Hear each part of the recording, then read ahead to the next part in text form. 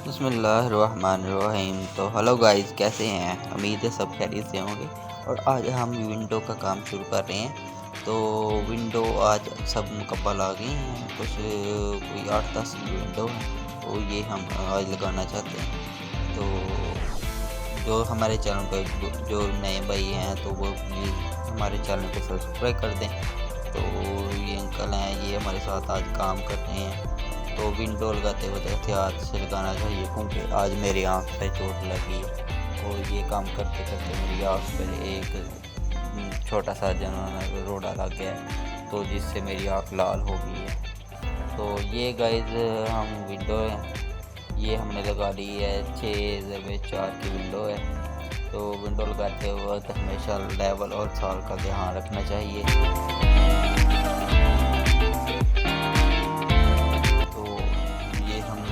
प्लस्तर के बराबर लगाई है, अंदर लेके प्लस्तर के बराबर ये बालकोनी है छोटी सी बाहर 6-4 की, और इसमें हमने ये विंडो लगाई है रूम में रोशनी के लिए। तो बहुत अच्छी लोकेशन बन जाती है। तो विंडो लगाते वक्त लेवल का ध्यान रखना चाहिए, क्योंकि कभी कभी ऐसा होता है कि विंडो बदगुनी होती है, लिहाजा उसका नीचे से लेवल चेक कर लेना चाहिए। तो वाटर लेवल के साथ भी आप चेक कर सकते हैं।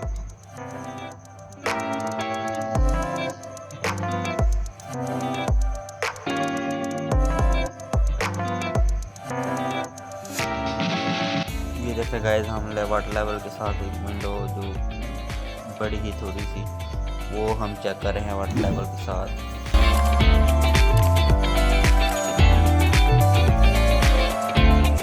सॉल के साथ भी चेक कर लेना चाहिए विंडो को।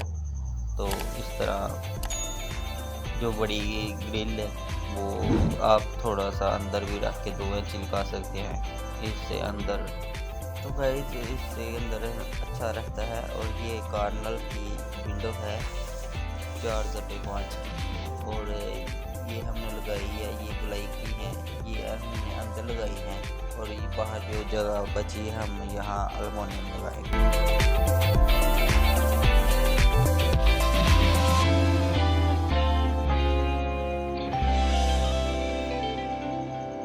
और ये बिल्डिंग की कॉर्नर की विंडो लगाई है, इससे रोशनी बहुत अच्छी से अंदर जाती है।